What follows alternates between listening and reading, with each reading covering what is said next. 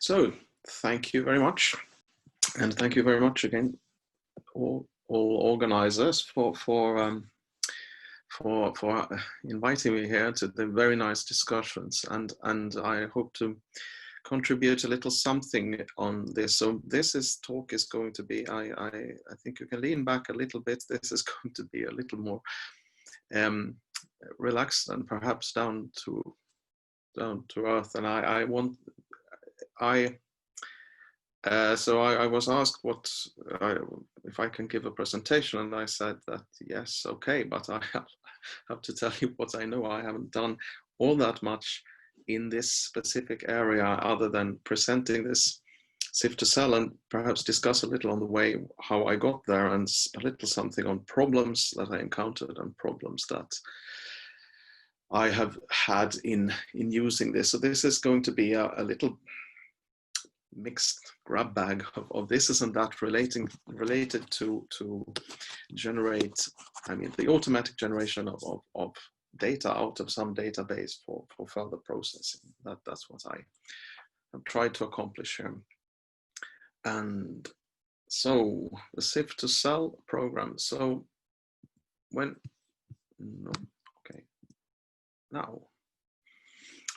we start our electronic structure calculations, we always have to just generate, we have to start from a definite crystal structure, and we have to somehow generate a cell for that. And this is where we start. And this is one of the major obstacles you have. And not least when you're trying to learn new codes and you do new things, but also, of course, when you're trying to run automated calculations. So the things that newbies tend to find tricky is, of course, things like, well, tricky crystallography. It's not easy in this instance, for example, here, to find, if you see this nice hexagonal unit cell of trigonal LSMO, that's the lanthanum strontium manganese oxide, it's not so easy to see how to reduce this to the primitive unit cell, which is only one third as big. This is one of the problems that you end up wanting to solve, and it can, of course, also be a lot of work to generate them if you want to do it by hand. When I started this, there was no real automated tool for doing this, and if I wanted to set up this this particular unit cell with nickel 20 manganese 3p6, then I had to start from 5 Wyckoff positions and then use symmetry operations to map this out onto 116 atoms in the conventional unit cell. And I picked this particular problem because I actually had to do exactly this for that one. And that's not fun. So on the other hand, we started, the crystallography side of it is reasonably clear, or at least, well, the crystal structure is clear when we start doing this. And so the crystallography is generally represented in a CIF cell. So crystallographic information framework is CIF, or possibly a crystallographic information file, depending on who's using it, I think, the term. And it's maintained by the International Union of Crystallographers. So this is actually one successful example of standardization within a community that I think we can look at and be happy and see that it is at least possible. And we document the crystal structure, and it also typically contains things like big bibliographic information and about experimental parameters. In fact, it's a very general format. It can contain whole papers. If you submit to the International Union of Crystallographers, you can submit your whole paper in CIF format containing everything, containing all the raw data, well, the raw data, perhaps not the raw, but the so-called HKL files, which contains all the reflections. And it's used by virtually everyone who communicates crystallographic data. And these days, I'm happy to say, also by us, I think that also the electronic structure community these days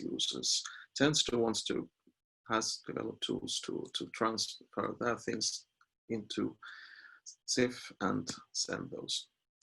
And we have big databases. This was what drew me to this. We have, for example, and this is just an example now for experimental data, ICSD, which has been on the market for a while, and COD, which is more recent, but probably starts actually also to qualify for a while label. And I should say, by my own experience, this, having been on the market for a longer time, does not necessarily always correspond to higher quality. I generally find COD to be easier to work with. So why bother writing a code to do all this? Well, my reasons were very simple. I had my own simple problem. So I needed to get experimental crystallographic data into my calculations. So solution, you write a script that generates the setup. As simple as that. Reason two, I at one point needed to keep track of about 9 different electronic structure calculation input formats. That's how many codes I ran. And of course, you know, as you may know, there's a limit of around 7 to 9 items that you can remember when going to the store shopping and still remember in the store.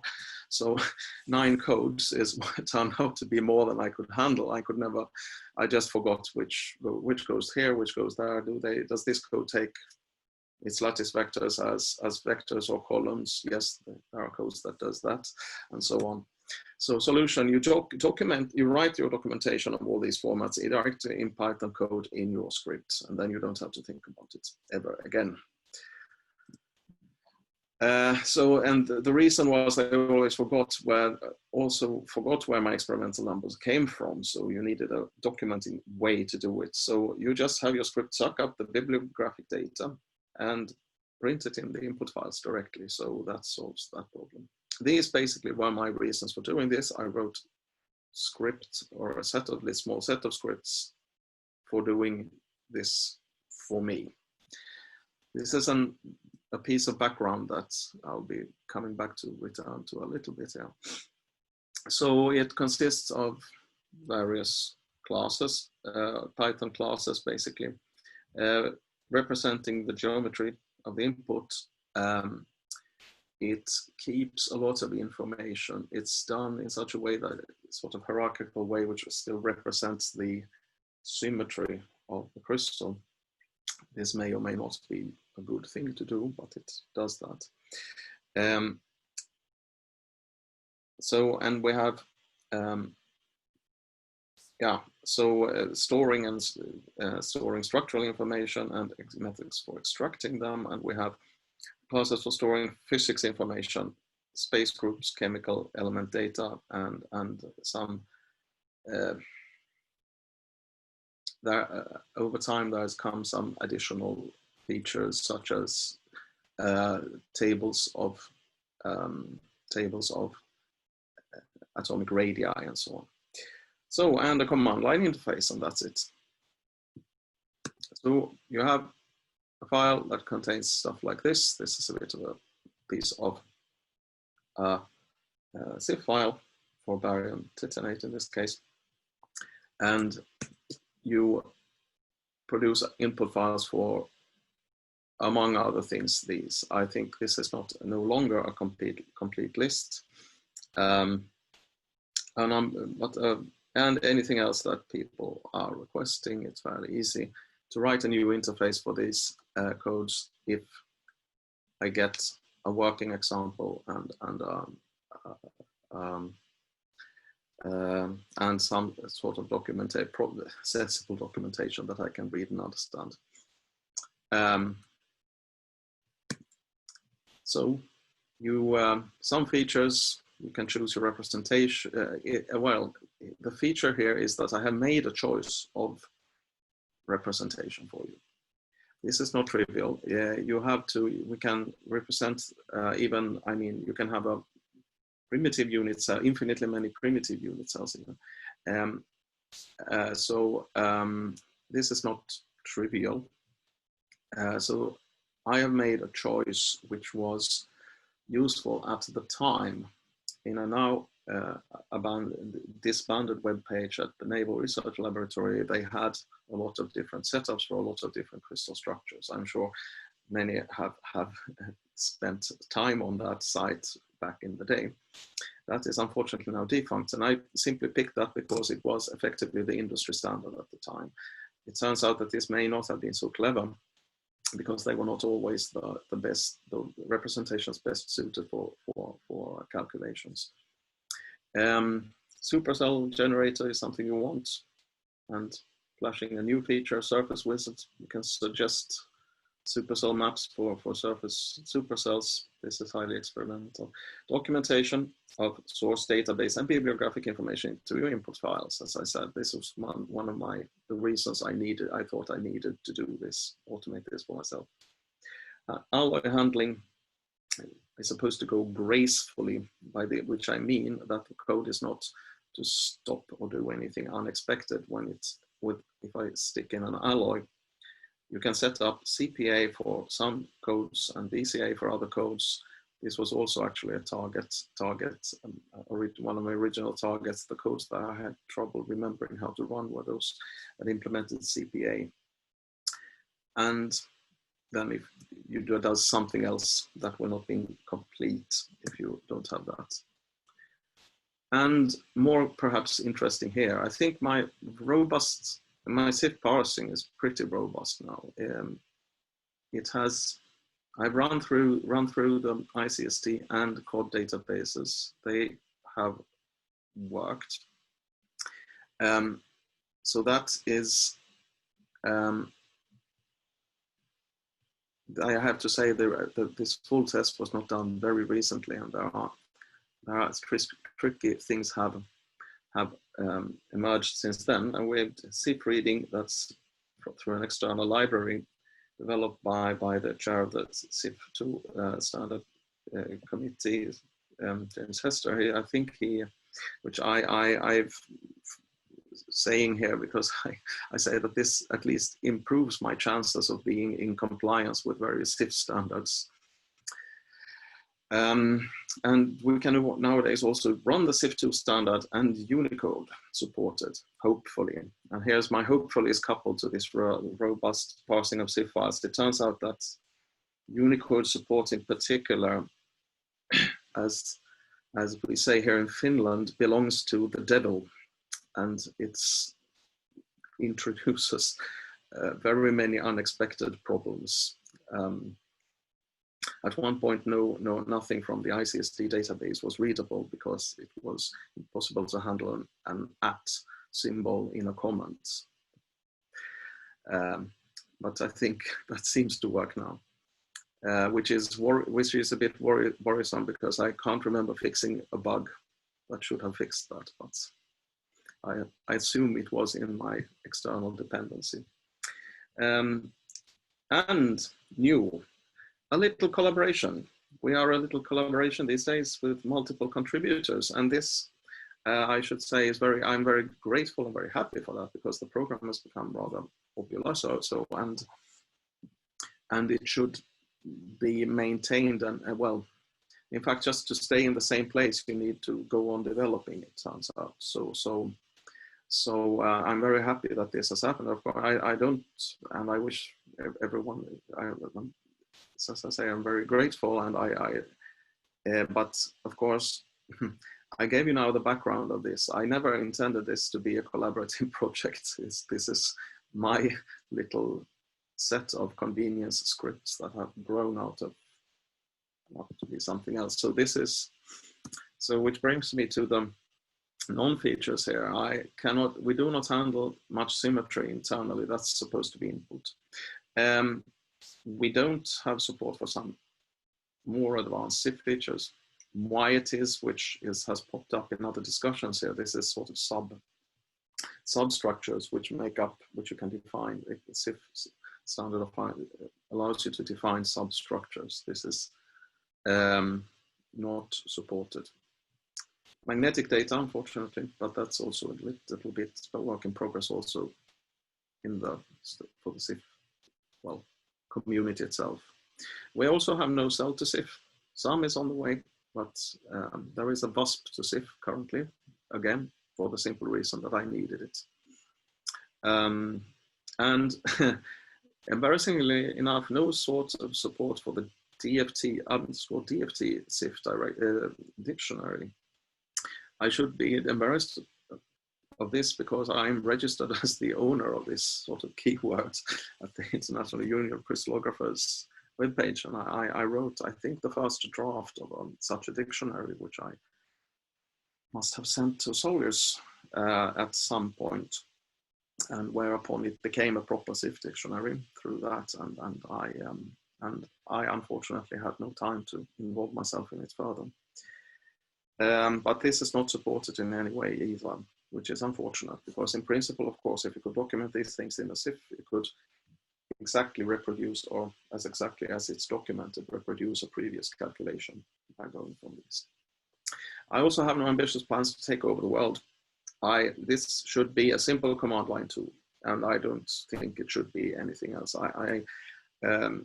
Although I have used it in large-scale computations in combination with other scripting, I don't think this will develop into anything else. And it seems that it's mostly useful for people to set up relatively simple things. One standalone calculation, your first calculation in some program, and so on, using some code and so on. So I mentioned difficulties I've had. MacGowan Symbols I should mention, because they were something that's a completely the standard for telling you what a space group is, and they are a mess. They are not because they are a standard that does not cover all cases. So it has been amended in various ways, and different people have amended them in different ways. So I now have to do, what I had to do was remapping all of them, all the things, into what's called a whole symbol, which is actually a generic description, which does cover all possible cases. I have this example here. We have PNN in :2, PNNN2, or PNNN uppercase Z for reasons of German, I think. Actually, but I forget what it's for. People have called all these things a MacGowan symbol, and they're all mapped into this thing, -P to AB to BC, which is a whole symbol. And what do you do when your data isn't consistent? The design, I've tried to make it so that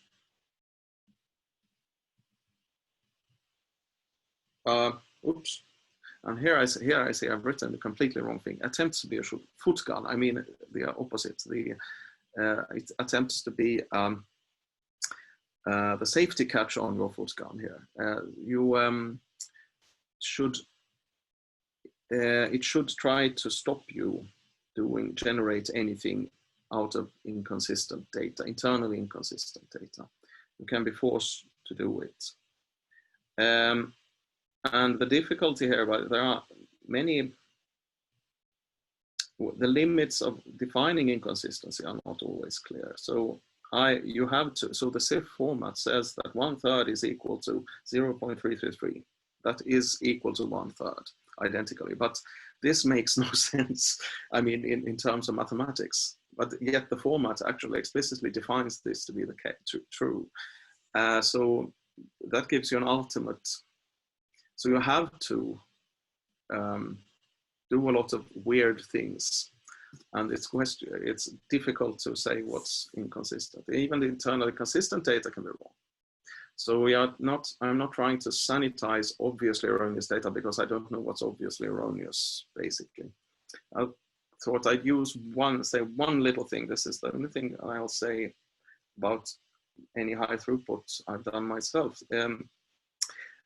This, where we identified 2D materials, it's pretty old now. Other people here have talked about more better done things since then. This gave a number of difficulties when finding in the ACSD database computational models of surfaces, misfit layer compounds, which in principle were okay to find because they were good representatives for two-dimensional prototypes for 2D materials, atoms, which just gone, you know, missing, and being there or implied by attached hydrogens or whatever, the structures that are simply wrong. Nothing of this is easy to correct.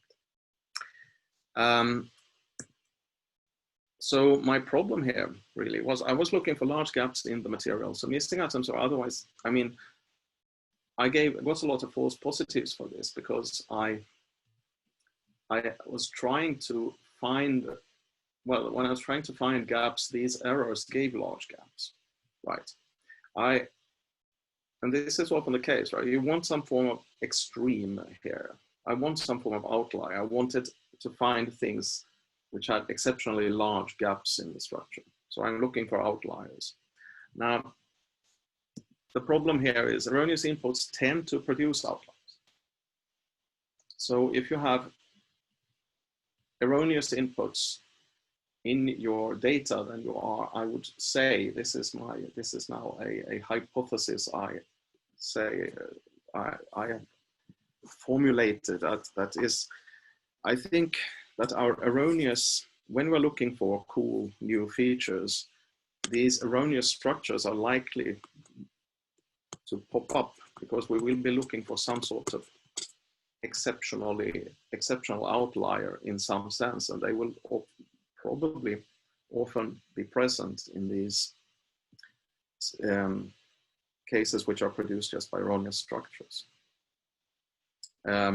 I'm looking, if you're looking at something that requires an exceptionally high density of states at the Fermi level, well, an erroneous structure is much more likely to have that because a high density of states at the Fermi level, normally it would relax in some way to avoid that. But if you have a very wrong structure, then you may well have that. So anything that's, so anything with a high metallic susceptibility, any such property is likely to pick up, or more likely than other things to become an outlier in this case. Of course, that's not all you have to say about it. I picked up this, I have to put in this wonderful quote, which once I'm allowed back in my office, I'll put back on my office wall, so I always remember it. Garbage in, garbage out should not be taken to imply any sort of conservation law, limiting the amount of garbage produced, which came up in from XKCD webcomic a while back. So here I usually stop with this. The end of all your crystallographic angst is what I usually sell this as. This has been published a while back. It has an old web page here, so at SourceForge. It's now moved. The latest version is at GitHub, and this is the one you most likely want. And it's a collaboration, I said these days. So I have to thank Leopold Talitz, and Koki Moraka, which I believe so far are the ones that have contributed code to the project. Especially many thanks to Leopold, who put this up on GitHub and have modernized the whole thing a lot. So thank you. Those were my